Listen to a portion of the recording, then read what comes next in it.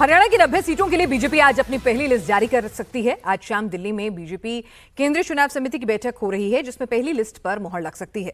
प्रधानमंत्री मोदी और गृहमंत्री अमित शाह समेत इस बैठक में पार्टी के सभी बड़े नेता मौजूद रहेंगे। बीजेपी के लिए हरियाणा में लगातार तीसरी बार सरकार बनाना आसान नहीं है, इसलिए पार्टी फूंक फूंक कर कदम उठा रही है। बारीक से बारीक पॉइंट पर फुल डिस्कशन हो रहा है। आज सुबह से ही हरियाणा चुनाव को लेकर बीजेपी नेताओं की बैठकों का दौर जारी है। इससे पहले आज सुबह मुख्यमंत्री नायब सिंह सैनी के राज्य के प्रभारी और केंद्रीय मंत्री धर्मेंद्र प्रधान से उनके घर पर मुलाकात की। इसके बाद धर्मेंद्र प्रधान के घर पर हरियाणा बीजेपी चुनाव समिति की बैठक हुई, जिसमें सीएम नायब सिंह सैनी, पूर्व सीएम खट्टर के साथ प्रदेश सह प्रभारी बिप्लब देव भी शामिल हुए।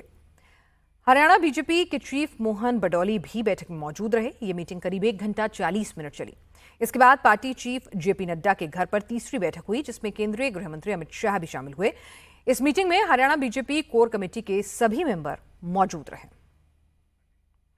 हरियाणा के लिए बीजेपी उम्मीदवारों की पहली लिस्ट आज देर रात तक आने की संभावना है। इसके लिए आज दिल्ली में रात 8 बजे बीजेपी की सेंट्रल इलेक्शन कमेटी की मीटिंग होगी।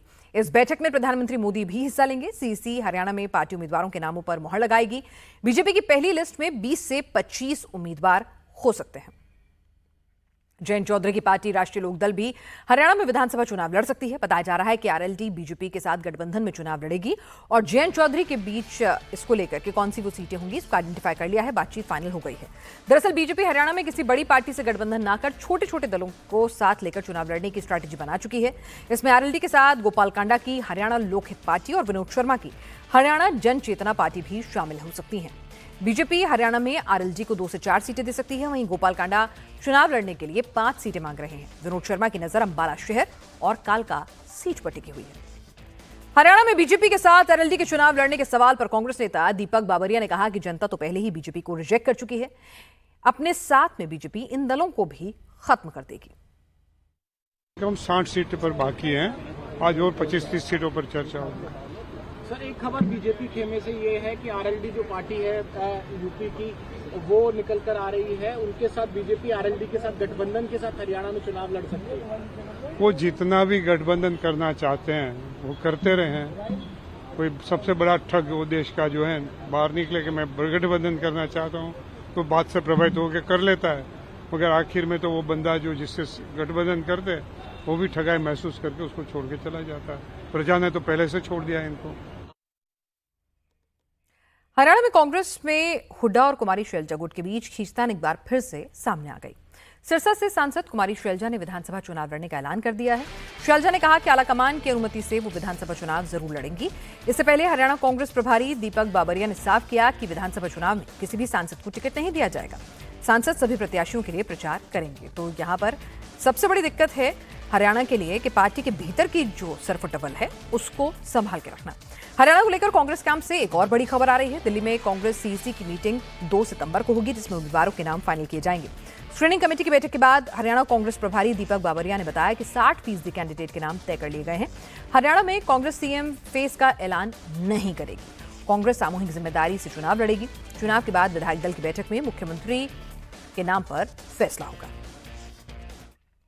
चलिए हरियाणा के बाद महाराष्ट्र की बात कर लेते हैं। चुनाव से पहले शिवाजी की मूर्ति गिरने का मामला इतना तूल पकड़ चुका है कि डिप्टी सीएम अजीत पवार अपनी ही सरकार के खिलाफ प्रदर्शन कर रहे हैं, माफी मांग रहे हैं। महाराष्ट्र के अलग अलग जिलों में अजीत गुट के कार्यकर्ता सड़कों पर उतरकर प्रोटेस्ट कर रहे हैं। कल ही अजीत पवार ने कहा था कि वो शिवाजी महाराज को देवता मानते हैं, किसी भी दोषी को बख्शा नहीं जाएगा और मूर्ति गिरने की घटना को लेकर वो महाराष्ट्र की 13 करोड़ जनता से माफी मांगते हैं।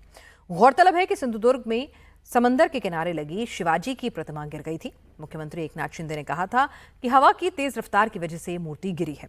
इस मामले में कई लोगों के खिलाफ केस दर्ज किया गया। प्रधानमंत्री मोदी ने दिसंबर 2023 में इस मूर्ति का उद्घाटन किया था। 2-3 दिवसापूर्वी युगपुरुष छत्रपती शिवाजी महाराजांचा बाजूला रे छत्रपती शिवाजी महाराजांचा वाऱ्यामध्ये एक पुतळा तिथं पडला।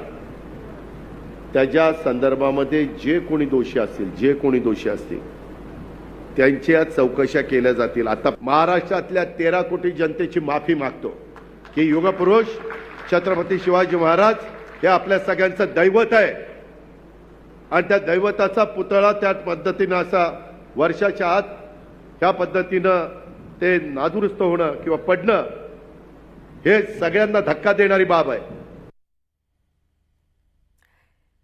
शिवसेना और एनसीपी भी लगातार शिवाजी की मूर्ति को लेकर महायुति सरकार पर हमलावर हैं। शिवसेना यूबीटी के नेता संजय राउत ने कहा कि अजीत पवार के प्रदर्शन करने से क्या होगा।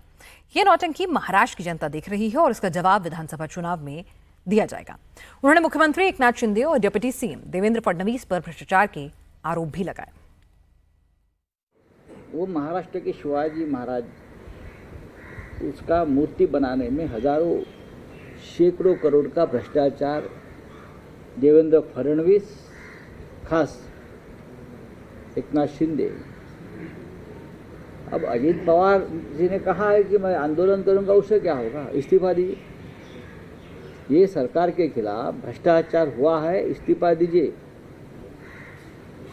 मूर्ति क्यों टूटी है, भ्रष्टाचार हुआ है ना, खुलकर बोलिए भ्रष्टाचार हुआ है, इस्तीफा दीजिए। और कहाँ नहीं भ्रष्टाचार करते लोग, जहाँ जहाँ राष्ट्रवाद राष्ट्रभक्ति का मामला आता है वहाँ ये लोगों का भ्रष्टाचार है।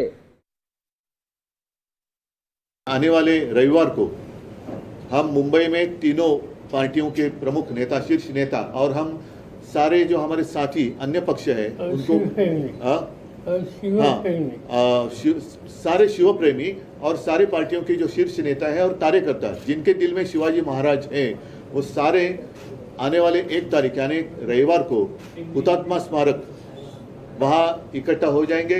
हम जिन्होंने मुंबई के लिए बलिदान दिया है उनको वंदन कर कर हम गेटवे ऑफ इंडिया की तरफ, जहाँ पर हमारे छत्रपति शिवाजी महाराज जी का एक स्टैचू है, वहाँ उनको वंदन करने के लिए जाएंगे।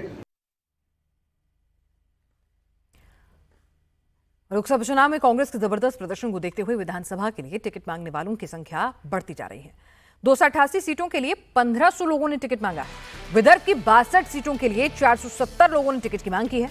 मराठवाड़ा की 46 सीट के लिए 285 उम्मीदवारों ने टिकट मांगा है। उत्तर महाराष्ट्र के 47 सीट के लिए 138 एप्लीकेशन आई हैं, ऐसा बताया जा रहा है। और कोंकण की 39 सीट के लिए 99 एप्लीकेशन आई हैं। पश्चिम महाराष्ट्र की 58 सीट के लिए 201 एप्लीकेशन आई हैं। मुंबई की 36 सीट के लिए 226 एप्लीकेशन आई हैं।